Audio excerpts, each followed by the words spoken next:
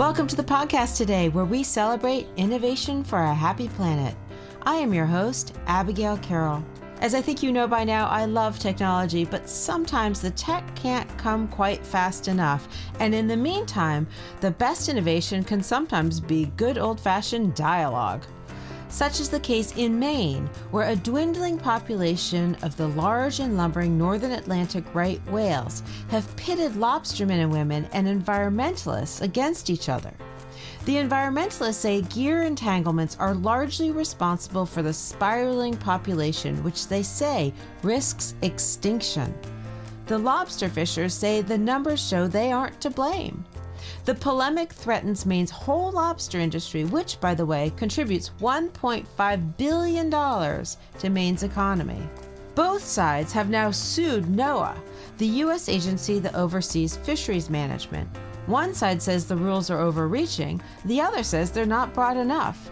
Yet NOAA, by law, has to convene all parties to attempt to develop consensus recommendations to save the whales. Our next guest has been mediating the difficult work of that group.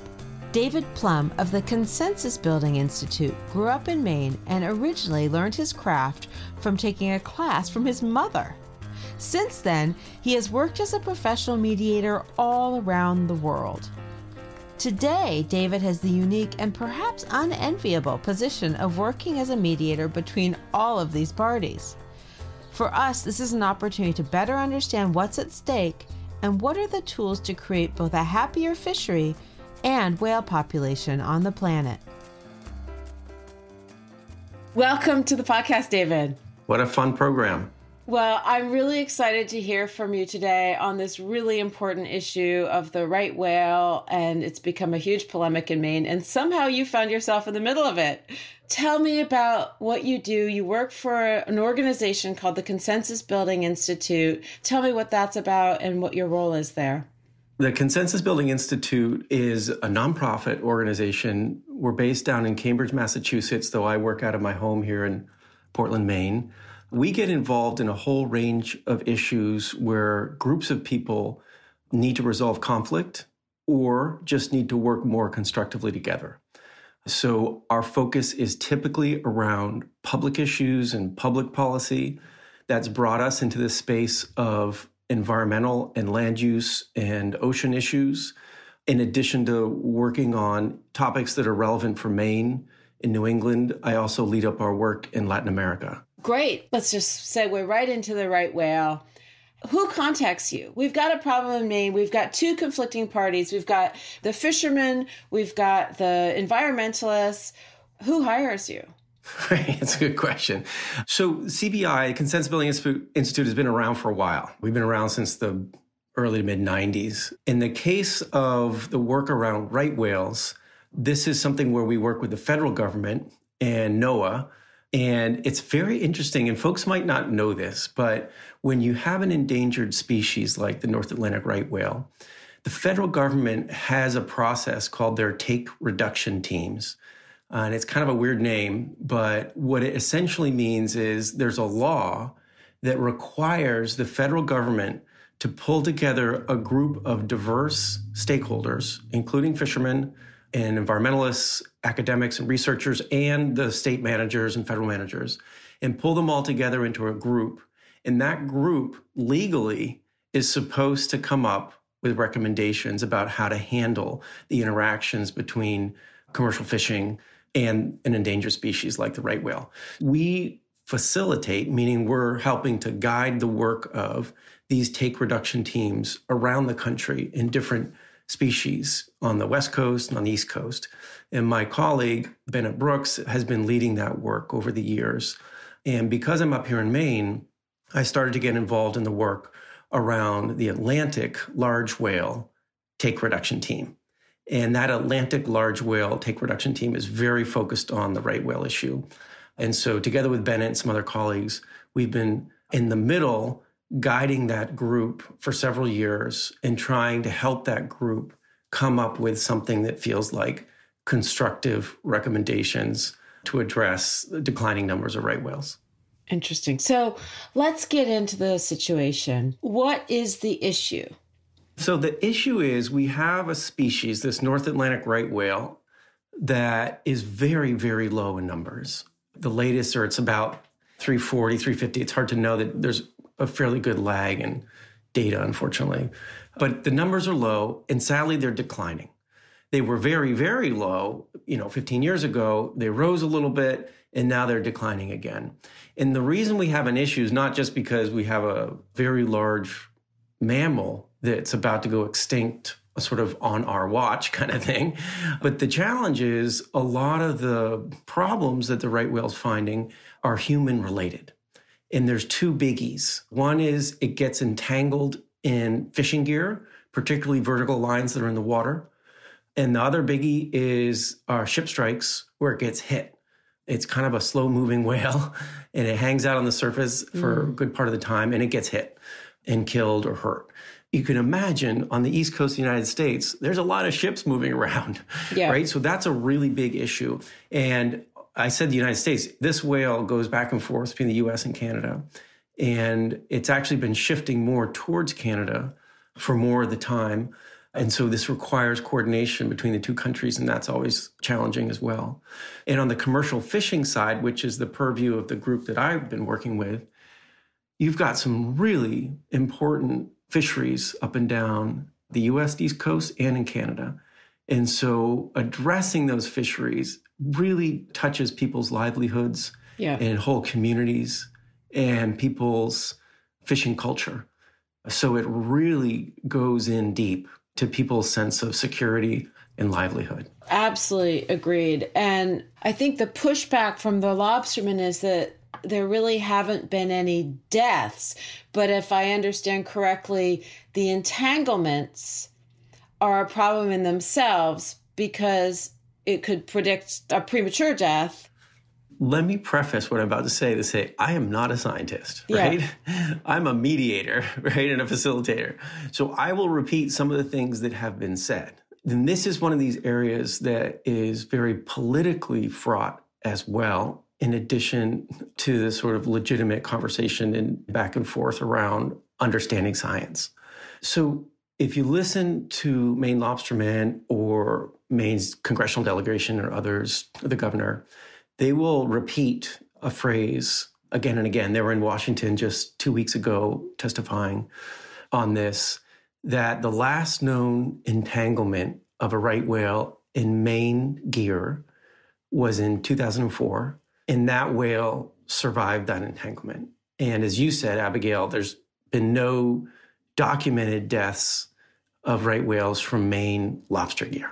So that is the factually correct in terms of known entanglements since 2004 or deaths. The challenge with that statement, and if you'll hear in the same congressional testimony that happened a couple weeks ago in Washington, is you'll hear scientists, for instance, from the Woods Hole Oceanographic Institute and others saying, okay, you can say that, but we know we actually have leftover gear on the whale in 8% of the cases, because we have scarring and we have clear evidence of serious entanglement events.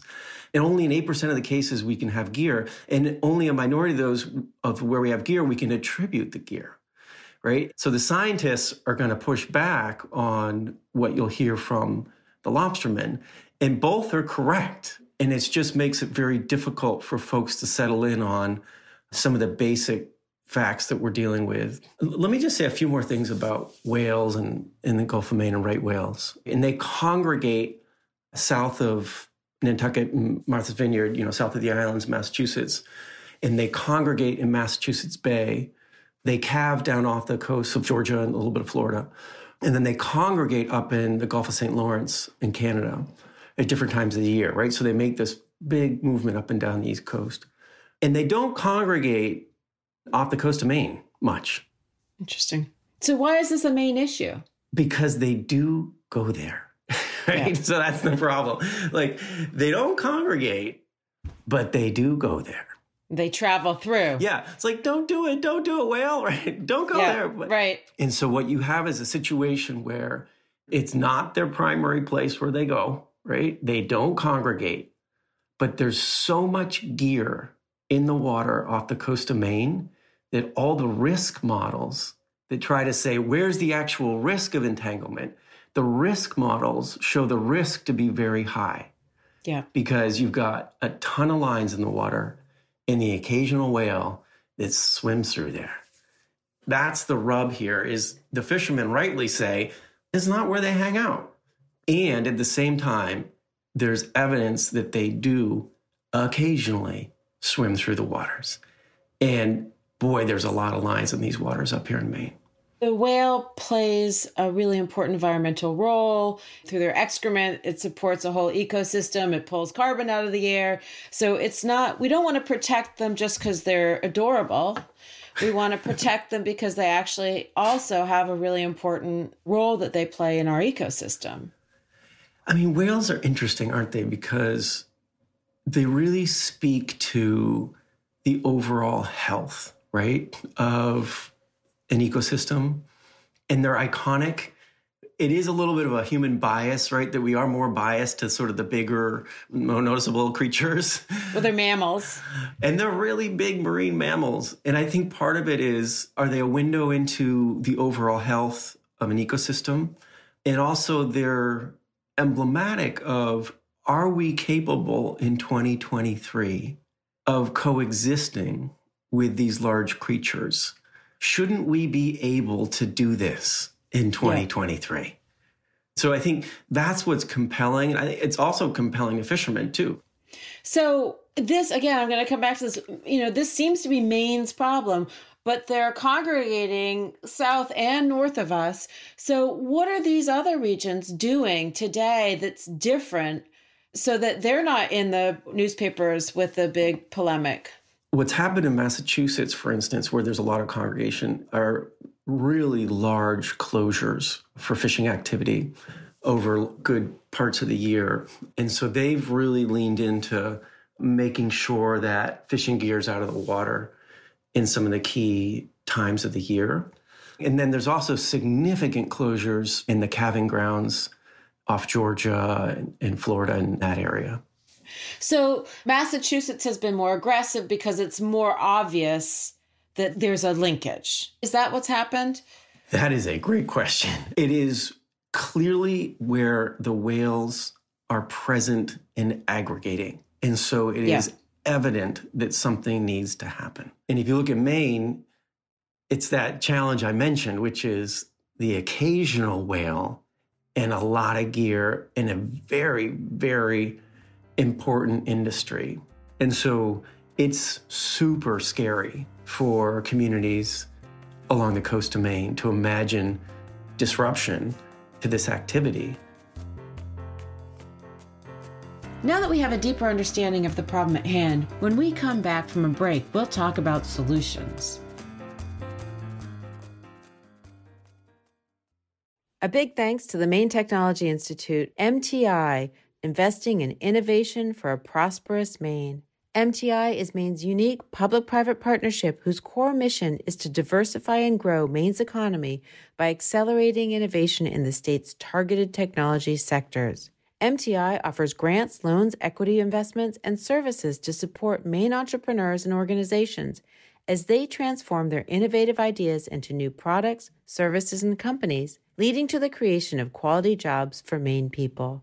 For more information about MTI and its programs, please visit mainetechnology.org. For a blue economy to thrive, people need to use more sustainable products. But which products? And will consumers actually adopt them? Innovators like you are hustling to figure this out. Spark number 9 can tell you if there's demand for your product. Spark markets your product before it's built using online advertising so you launch smarter. Have a big idea? Vet it with Spark before you build. Visit Spark online at www.sparkno9.com or find them on LinkedIn. Welcome back to Happy Planet. When you're drawn in, how do you operate? What's your role? How do you navigate this crisis? How do you resolve this? So in this particular issue, our role is fairly defined as facilitators for this group called the Atlantic Large Whale Take Reduction Team, where NOAA, the federal government, has hired us to help that team function as well as possible. And what that means is we are working with individual members of the team, and we're working with NOAA to structure the conversations that the team has and to try to guide those conversations to make them as productive, constructive, and useful as possible. As I mentioned, we do this in other teams that are dealing with different species around the country. The Atlantic Large Whale Take Reduction Team has the highest mountain to climb. It is the hardest one. Yeah. Because what the risk models show is that team had to put together a package of recommendations that would achieve approximately 90% risk reduction. Wow. How do you do that without causing harm to fisheries? At the same time, there's a context around this, which is a legal context. Many members of that team and around that team have active litigation against the federal government, against each other, against others, right? And so there's a legal context around that, and there's a political context around it. And what we saw in national legislation that put the pause button on the work of that team at the end of last year. And that is because there was a rider, an omnibus rider. Is that what put it all to rest? So we've basically kicked the problem down the road by 6 years. Is that correct? What that legislation did was say that the current regulation around lobster and Jonah crab, which are the two big pieces of this, is sufficient until 2028. But what it says is we're going to put the pause button on new regulation for a period of time. One important thing that legislation also did was provide significant funding for innovation, which is right up your alley, Abigail, right? And so it did provide enormous fund. It's like $50 million for innovative gear and for research and things like that. So it provided, hopefully, some positive reinforcement of the technology advancements and the other advancements that can help find some longer-term solutions to this. Yeah. And what is it, breakaway gear and things like that? Or ropeless lobster gear, which is run with little AI, or I don't know. There's different names, but the sort of more common name would be called on-demand gear. On-demand, that's it.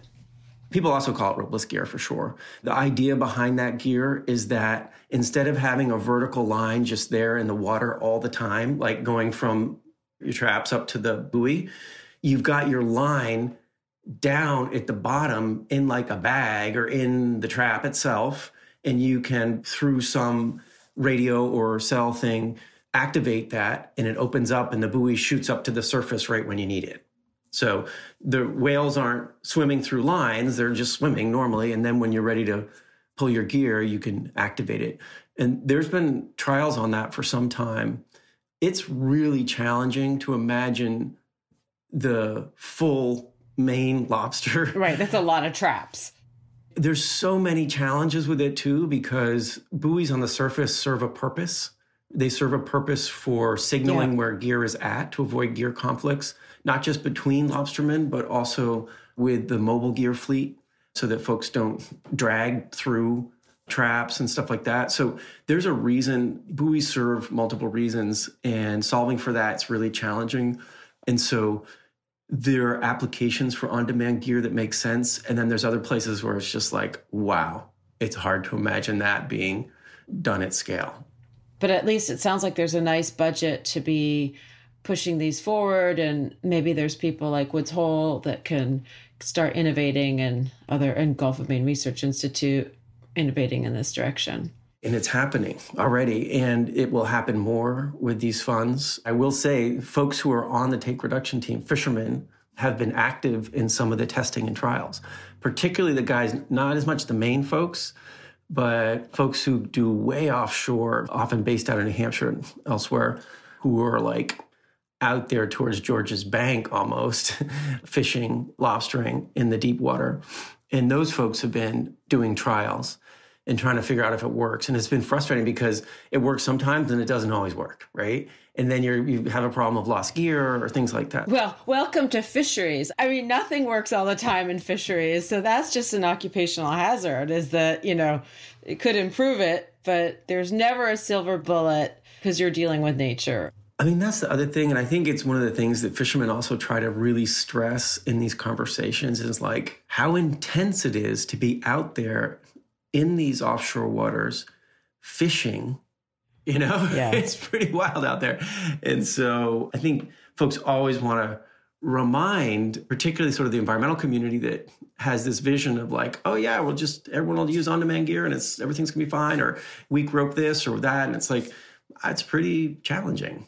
So one of the things I was going to mention is that while the take reduction team is on pause because of this legislation, at the end of last year, in the face of this enormous hurdle of trying to understand how to get 90% risk reduction, the take reduction team members actually started to circle around the elements of what that might look like. And that was interesting to see. It's what motivates me and my colleagues is that even with all the tension and the difficulty, we see that there's opportunity to work more constructively together. So the ultimate ocean innovation is open dialogue. Well, I think there's process innovation, right? It's like, we can do this, folks. And I see it. Look, I have seen it and I continue to see it, right? And that's where our heads go, is how do you get people having those conversations that unlock a better outcome, an outcome that perhaps wasn't as visible at the front end before you walked into that conversation. Well, I think you're also giving a proper voice. It sounds like, people want to be seen and they want to be heard and not depicted as the enemy, right? I mean, I think it's very easy to be like, oh, the lobstermen are the enemy of the right whales. I mean, the lobstermen I know are great naturalists. They are really engaged in the environment. They know a lot about it. This is why they're lobstermen, is because they love the ocean and its creatures. That's exactly right. And so we've been, over the years at CBI, my organization, we've been trying to kind of boil it down into what are some of the ingredients that allow people to engage in that constructive space. And let me name a couple of them. One is what you just said. People want to be heard. And we call that acknowledgement.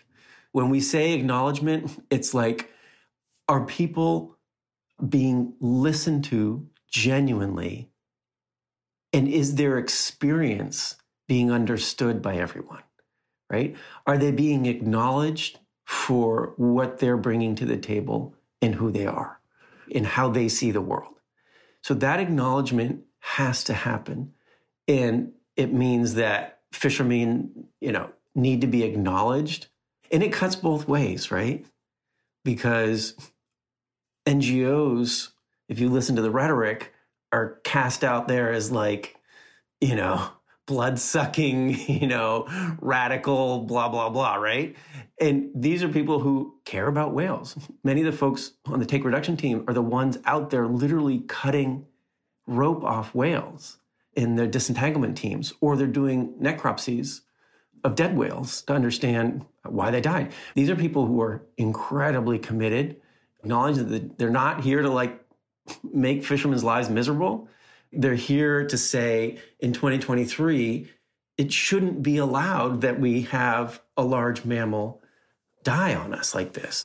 The other one we do is agency. Now, when I use the word agency, I mean control, essentially, right? How do I feel that I have a say in what's happening here? The fishing community is particularly used to having a pretty high degree of agency in their own management through the council system in the way that that's all managed in the United States, right? And so they're used to being in the thick of it and wrestling with the data and making decisions on the council with other stakeholders. And that's where they're coming from. And when they're in a process where they don't feel like they have that agency, where a federal government or somebody's coming in and just sort of making rules, That is very frustrating. And so how do you create mechanisms and processes where people feel like they have that voice? I've been talking to lots of innovators, in this ocean space, and I am wondering sort of about the bigger future of these commons, right? We're all going to be using the ocean and we're going to be using it in different ways. Lots of people want to start with EVs, and there's a big discussion about deep sea drilling. We have no idea really what the ramifications of such an activity would be. We have offshore wind. I suspect that we're going to have a lot of floating solar installations as people have electric boats and they need to recharge offshore. I mean, the world's going to potentially look really different, and I feel like the ocean could be very central to this. How are we going to manage this? How do we manage these commons? So it's the great debate, right? Because oceans have always been a space that have been challenging to manage because of their essence of being a commons, right? And when you start to get multiple jurisdictions, or you start to get even further offshore, multiple countries, like all these things are really challenging. We don't have like a formula per se on that. I will say that the more you're able to create credible conversation and dialogue, where you're lifting up people's voices, you're showing about how those voices are being directly woven into the decisions that are made, and then there's some consequence around that, that creates a pathway towards coexistence and wiser decision-making. So you've worked all around the world.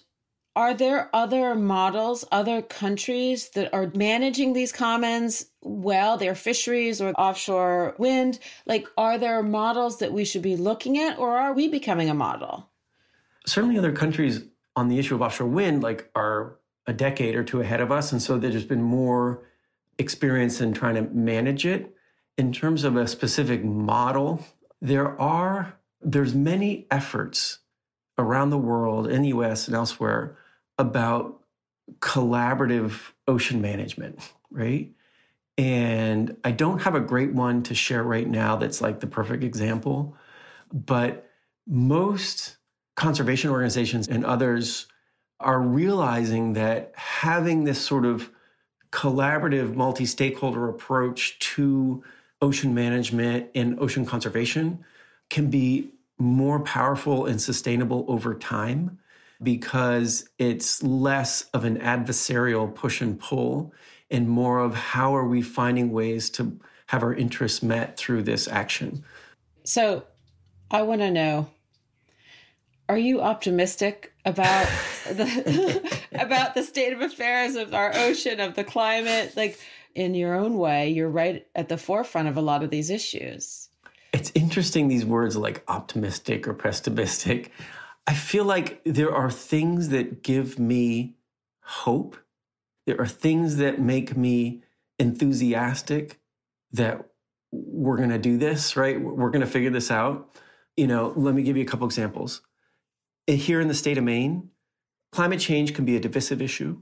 In the state of Maine, the state created this climate council, and through some collaborative, smart work, they came out with a climate action plan for Maine. A lot of people were on board with that plan. And what it meant is Maine's been able to act efficiently and quickly on key issues of preparing for a changing climate, reducing emissions. And as you build those sort of bigger coalitions, you're able to move quickly. And Maine has. Maine's doing well. And so that's really encouraging. I mentioned that I do a fair amount of work in South America and Latin America and Chile. There's some very interesting things happening. The Central Bank of Chile, together with the finance ministry, made Chile the first country in Latin America that's going to have to start reporting on what they call their natural capital, which is essentially around biodiversity and the environment. They're going to start reporting on that alongside their GDP numbers and their financial indicators. Very interesting. Yeah. And a handful of other countries are starting to do this, like the UK and New Zealand, some of the leading countries on this. And Chile's doing it, right? And part of it's because there's a new generation of leadership at the central bank and in government that's saying this is really important. right? Particularly for a country that exports a lot of natural resources like Chile does. I find that incredibly encouraging. And I think that's going to be sort of the pathway of the future, is like we're starting to say, oh, I'm just going to pull this into my logic of how I see the way we move forward. Because if I don't, I'm essentially mortgaging my future because these are the natural systems that are allowing us to function as humans on the planet. It doesn't have to be super political per se. It can be just more straightforward of like, yep, these are indicators we're going to need to be paying attention to. I am very clear-eyed that we're in a moment of heightened polarization, and that sort of tsunami of polarization is very scary when you look up and see how high that wave is and wondering if it's just going to like sink us all. So I'm clear-eyed about that level of challenge. And at the same time, if we're able to interact in the areas where we have influence, right? If I'm able, to make the conversations around offshore wind be more constructive and lift up people's voices, that's great. I'll do that part.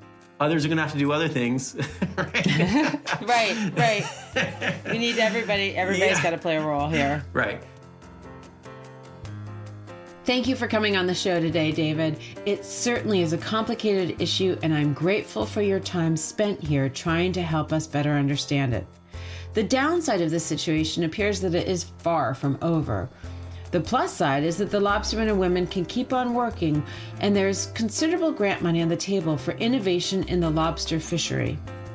With the right innovation, this whole issue could go to rest. So if you're an innovator, and I know many of our listeners are, look for more information on that grant money in our show notes. Thank you for listening. Please follow Happy Planet wherever you listen and leave us a rating and review. It really does help new listeners discover the show. Happy Planet was reported and hosted by me. I am also the executive producer. The talented Dylan Hoyer is our producer and editor. Composer George Brandel Egloff created the theme music. Learn more about my work and get in touch by visiting happyplanetpodcast.com.